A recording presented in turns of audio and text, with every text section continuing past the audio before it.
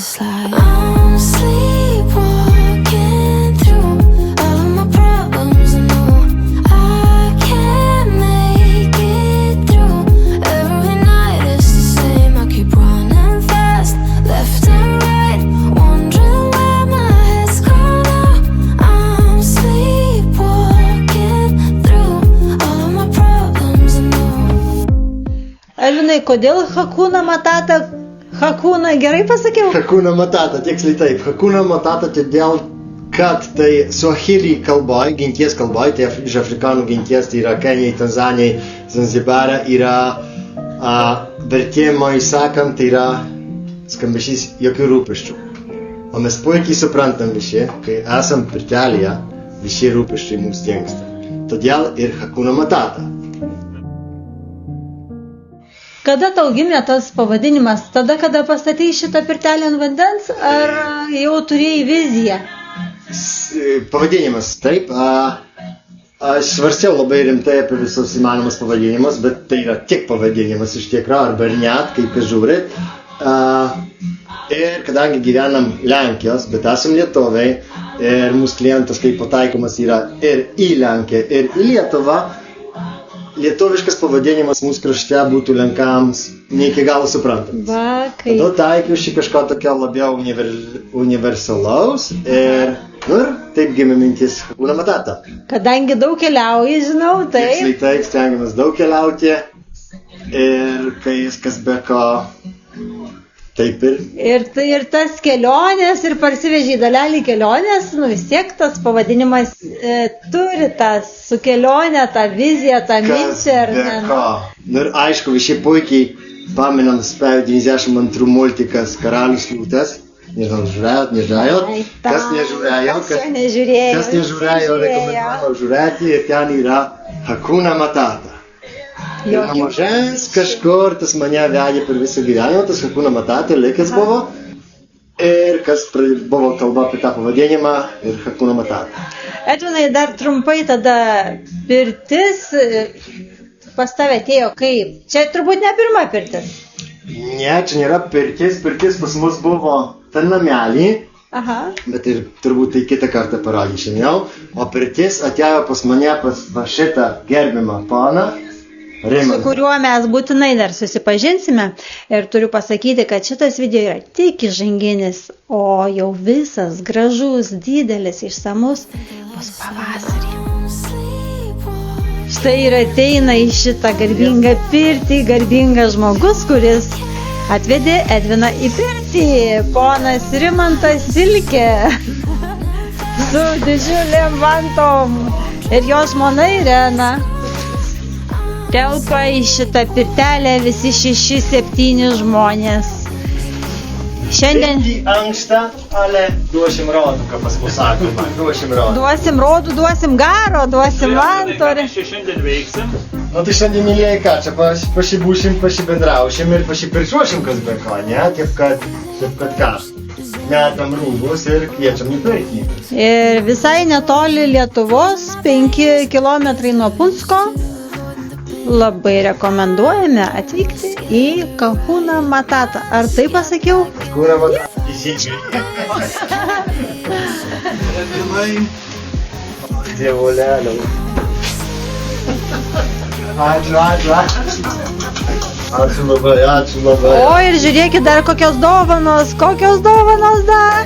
Čia yra mūsų su Edvinu 2011 metais pirma pirtis kartu pravesta Druskininkų vandens parke Alkoj. Tai yra mūsų jų pirmutinė pirtis su Robertu ir mūsų bendra. Valio, kokie prisiminimai.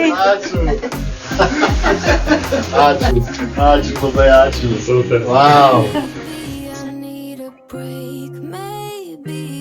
Oi, matau, kad kai kas šiąnakt nemiegojo dėl to didelio vėjo, o suko mums už kandukus į šiandien pirtį. Taigi, labą dieną dar kartelį. Esu Edvinas, šiandien drauge pravešiu jums pirtelę.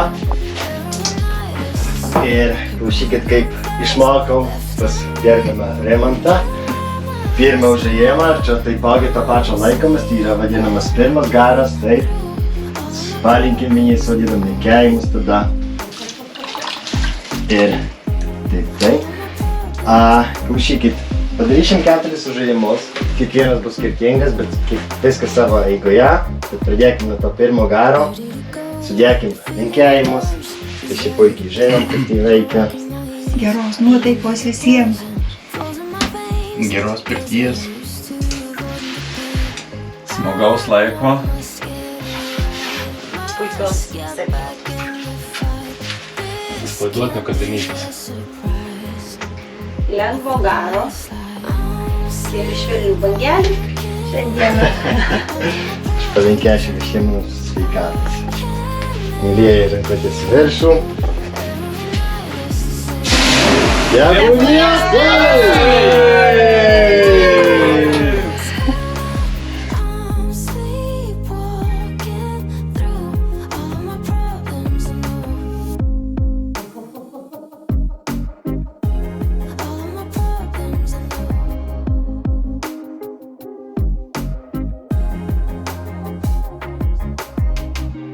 maybe I need a break. Maybe that's why I fade into this bitter taste. I think I let it be. I think I let it slide. I'm sleepwalking through all of my problems and I can't.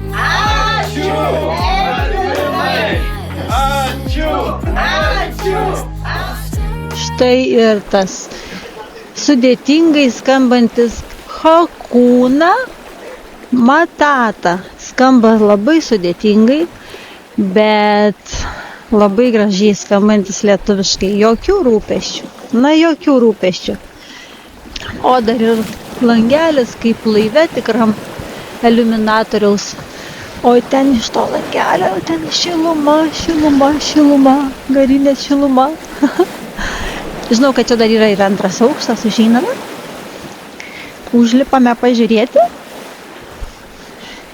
Šitas ežeras, Edvinas sakė, yra maždaug 3 kilometrų ilgio. Vasarą šiuo ežeru su šitu laivu, kuris yra pirtelė, galima paplaukioti ir apžiūrėti vietovės iš ežero vidurio. Šita sodyba idealiai tinka giminės susitikimams, klasiokų susibūrimams, organizacijoms, įmonėms visokioms, nes yra ir didesnis namelis, kuriame galima visiems susėsti kartu, pabendrauti ir pasivaišinti. Ir yra keletas atskirų namelių mažesnių, kur galima pailsėti. Yra didelė teritorija, kur ir vaikai turės ką veikti. Ir čiuožyklos, ir supynės, ir labai labai gražiai apželdinta, įrengta teritorija. Lygiai taip pat dar yra valtis, dar yra katamaranas. Štai šis, ant kurio turbūt, kad užsideda dar ir stogas. Ir galima pasportuoti, kaip sakant, kojytės, patreniruoti, nes jis yra be jokio variklio, tik mentelėm plauki ir nuplauki į ežero krantą kitą, pavyzdžiui. Labai jauki teritorija, labai labai geram poilsiui.